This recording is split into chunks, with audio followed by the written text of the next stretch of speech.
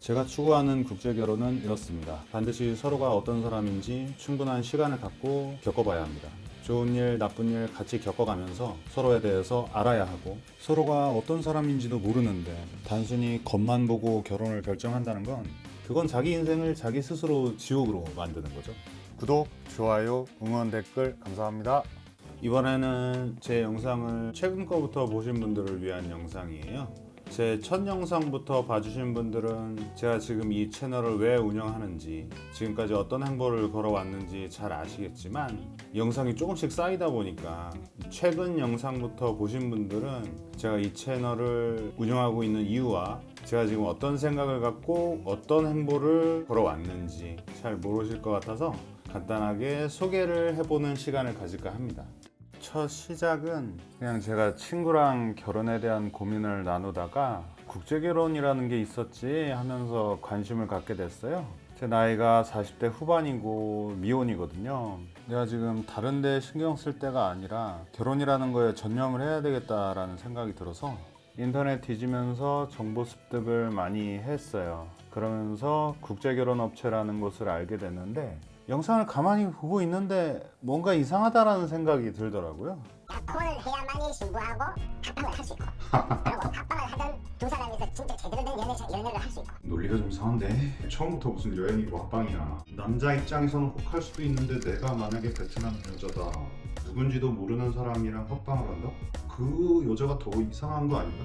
그래서 수소문하다가 베트남에서 국제결혼 업체를 운영하셨던 분과 인연이 닿아서 그분을 만나러 베트남 호치민으로 간 게 첫 시작이었습니다. 국제결혼을 해보고 싶어서 유튜브도 찾아보고 하고 있었는데, 그 유튜브 내용들이 며칠 만에 결혼을 하고, 초이스 방식도 뭐 유흥호수 초이스하는 뭐 그런 시스템들이 제가 봤을 때는 말이 안 된다, 좀 그런 생각을 많이 했었거든요. 내가 여자 입장에서 생각해보니까 되게 이상한 거예요. 베트남 여성들이 보통 국제결혼 할 때 이렇게 빨리빨리 하고 싶어 하나요?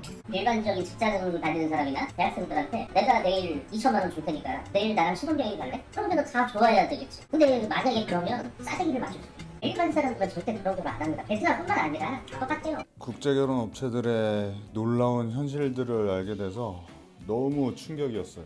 게다가 정말 충격적인 사실을 알게 됐는데, 국제결혼 업체들이 결혼을 진행해주는 그 나라들은 대부분 현지에서는 이 영리 목적의 결혼 중개 행위를 불법으로 막아놓은 지가 오래됐더라고요.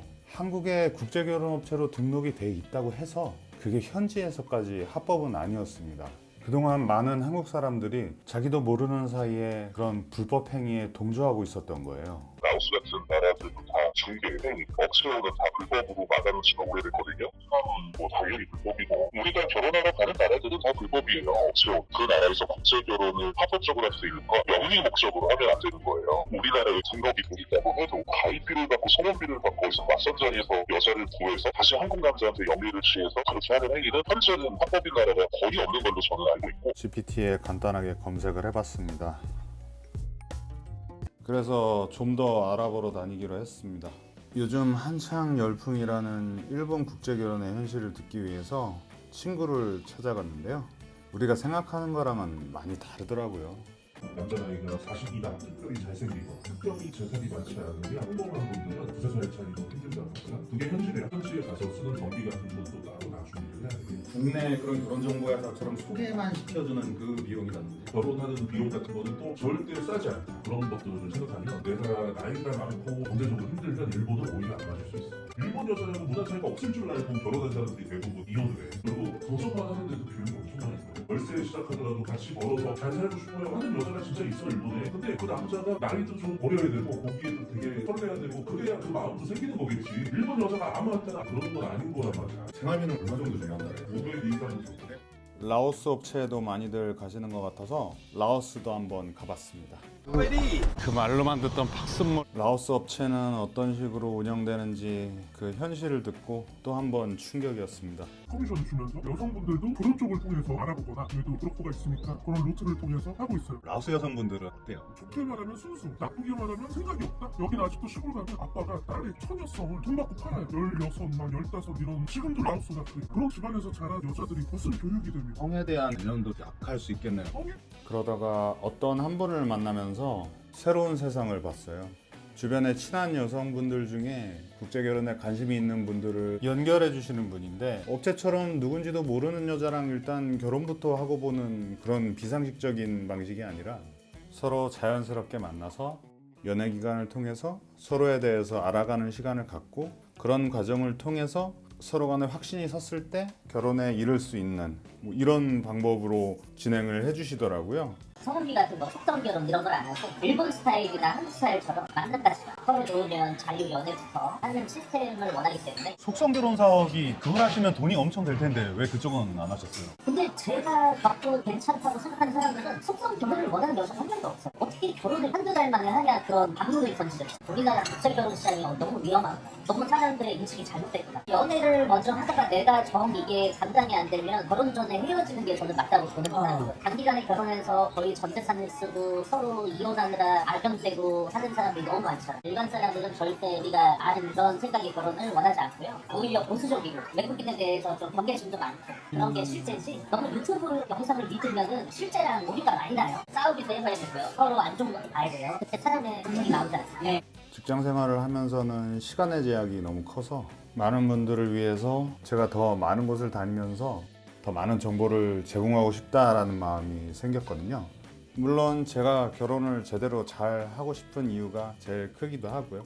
본격적으로 정상적인 국제 결혼을 도와주시는 그런 주선자분들을 찾아다니기 시작했습니다. 이번에 만난 분들은 한국 남성분과 태국 여성분 커플이고요.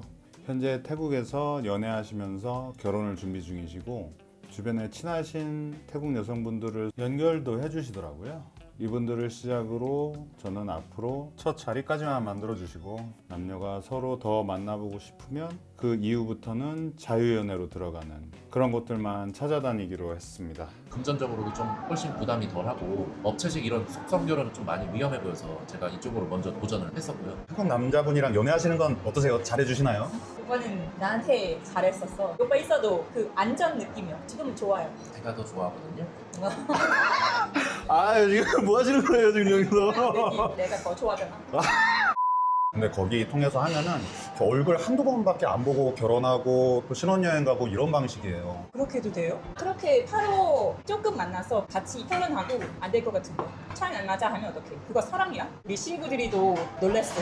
그런 거 비즈니스 것 같아. 워낙 그 서로의 문화가 다르다 보니까 맞춰 나가야 할 것들이 너무 많더라고요. 지금처럼 연애를 하면서 서로 맞춰가는 시간이 국제 부부에겐 좀 필수라는 생각이 들어요. 외국인하고 연애를 하고 싶다면 집에서 유튜브만 보지 마시고 직접 해외로 나가보세요.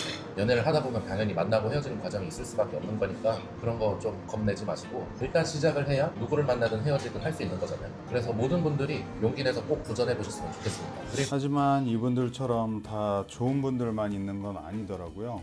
지인 소개라고 해놓고 업체처럼 마담 통해서 여성을 공급받고 전화로 상담할 땐 금액을 엄청 작게 말해서 일단 현지로 오게 한 다음에 정작 만났을 때는 금액이 어마어마하게 커지는 그런 나쁜 곳들도 있더라고요. 싼 거예요. 아무리 싸다 그래도 그럼 저 업체랑 뭐 다를 게 없잖아. 지금 3,4천 원이에요. 해주면 납치될 것 같아요. 막 팔에 막 문신 잔뜩 있고 막 얼굴 인상 더럽고. 방금 그것과는 다르게 친절한 곳도 있었지만 역시나 마담을 통해서 여성을 공급받고 있었고 추가 비용도 어마어마했습니다. 제가 이분 계속 만나려면 어떻게 해야 돼요? 그 친구가 이제 가정을 조금 책임져야 되는 그런 상황은 맞아요. 이런 경우에는 시작하실 때 지참금식으로 보통 집안에 해주는 경우가 많고 금액은 어떻게 돼요? 만 달러 정도, 1,500만 원 정도. 이렇게 여기저기 다니다 보니까 현지에서 진짜로 지인 소개를 한다는 건 아무나 못하는 거라는 걸 알게 됐고 그러면서 좋은 곳, 나쁜 곳을 가려낼 수 있게 되었습니다. 많은 분들이 궁금해하시는 데이트 어플 만남을 베트남에서 직접 경험하고 왔습니다. 발렌타인 야 이거 비싼 거 아니야? 97 이거 얼마야? 이거 먹고 싶은 거 다 주문하라 했더니 뭐 이런 걸 시켰어. 어플은 그냥 유흥용도인 것 같습니다. 베트남 지인을 통해서 여성분을 한 분 소개받았어요. 너무 착하고 미인이시라 너무 떨리더라고요. 전통적인 수작질인 손 크기 대보는 걸 해보고 있습니다. 이제 본격적인 컨설팅이 시작됐고 신청자분들이 조금씩 생기면서 많은 일들이 있었는데요. 제가 잠깐 볼일 보러 한국에 다녀올 때 제 컨설팅 신청하신 구독자분과 시간이 맞으면 이렇게 같이 현지로 오기도 합니다. 공항부터 여기까지 해주셔가지고 감사해서 제가 이거는 제가 계속 하겠습니다. 아, 저희 구독자님 진짜 되게 어렵게 오셨거든요. 진짜 잘 부탁드립니다. 남아시는데 어려먹고 잘 도와드리겠습니다. 구독자님 파이팅입니다. 또 다른 구독자님과의 동행입니다. 이렇게 실제로 일정을 진행하면서 잘 되신 분들도 생기고 때론 다음을 기약하시는 분들도 생기고 하면서 저도 많은 경험치가 쌓였습니다. 그래서 더욱더 어떤 구독자님들께는 어떤 곳을 연결해 드려야 하는지 그런 판단력도 많이 생겼고요. 또 어떤 부분을 조언을 해드려야 하는지도 경험치가 많이 쌓였습니다.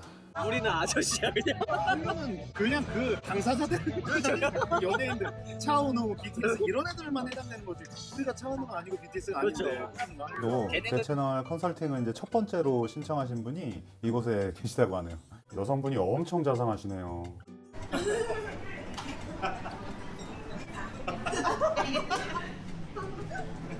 어떠세요? 만나보시니까? 제가 나이가 50이 되다 보니까 새삼스럽게 느껴지는 게 이 나이에도 사람이 긴장을 하고 설레일 수가 있구나. 빨리 만나가지고 빨리 결혼하는 게 목표가 아니고 우리 20대, 30대 초반 때 느꼈던 감정, 연애 때 막 설레이고 그랬던 걸 정말 느끼고 싶었었는데 한번 이렇게 또 만나고 하다 보니까 서서히 가까워지는 게 참 좋았습니다. 그리고 좋은 주선자분들께 조언을 듣는 것도 게을리하지 않습니다. 빨리 하려고 하면 안 된다는 거예요. 한국의 빨리빨리 문화가 만들어낸 기이한 현상인데 결혼은 빨리 할 수가 없는 거거든요. 사람과 사람이 만나는 건데 그게 어떻게 한 방에 되나요? 한국에서는 동남아쪽 국제결혼이라고 하면 다들 금방금방 한다는 인식이 있잖아요. 그게 어떻게 금방금방 되는 건지에 대해서는 관심이 없는 것 같아요. 현지 여성분들을 만날 기회가 있으면 이 현지의 보통의 여성분들은 업체 결혼에 대해서 어떻게 생각하시는지 꼭 물어보고 다닙니다. 대답은 모두 같아요. 누군지도 모르는 사람과 어떻게 결혼하냐 그거죠. 이 업체에 있는 나를 누군지도 모르고 결혼을 하겠다고 하는 그런 여성들은 뭔가 다른 목적이 있다는 거죠. 우리가 이거에 대해서 많은 생각을 해봐야 됩니다. 결혼 중개해주는 회사 있잖아요. 대화도 안 통하고 누군지도 이제 모르는데 외모만 보고 그냥 예쁘다 하고 밥 2번 먹고 결혼해. 이런 거에 대해서 어떻게 생각해요? 야, 그런 게 어딨어? 학생 그 업체들. 아, 업체 결혼? 네, 업체들. 그럼 사는 거지, 여자는. 약간 좀 이상해. 싫어요. 그냥 계속 천천히 자주 만나. 서로 제가 추구하는 국제결혼은 이렇습니다. 국제결혼이라고 해서 국내 결혼이랑 크게 다를 건 없다라는 거예요. 반드시 서로가 어떤 사람인지 충분한 시간을 갖고 겪어봐야 합니다. 좋은 일, 나쁜 일 같이 겪어가면서 서로에 대해서 알아야 하고 그러면서 이 사람이랑 가정을 이루기는 좀 어렵겠는데 라는 생각이 들면 헤어지고 서로 다른 사람을 만나야 서로에게 좋은 거거든요. 서로가 어떤 사람인지도 모르는데 단순히 겉만 보고 결혼을 결정한다는 건 그건 자기 인생을 자기 스스로 지옥으로 만드는 거죠. 그리고 서로 간에 이런저런 일을 겪어야 서로에게 신뢰라는 게 생기고요. 사랑과 정도 생기는 거잖아요. 그게 있어야 평생 가족으로 살아갈 수 있는 것 같아요. 이 신뢰, 사랑, 정 이거 없이 결혼하면 나중에 살면서 뭔가 조금만 힘든 일이 생기면 그 관계는 금방 깨지기 마련이거든요. 그래서 연애 기간을 통해 서로 충분히 알아가는 시간을 가져야 하고 그 시간들을 통해서 서로가 서로에게 결혼에 대한 확신이 생겼을 때 그때 가서 결혼을 해야 된다는 게 제 결혼에 대한 가치관입니다.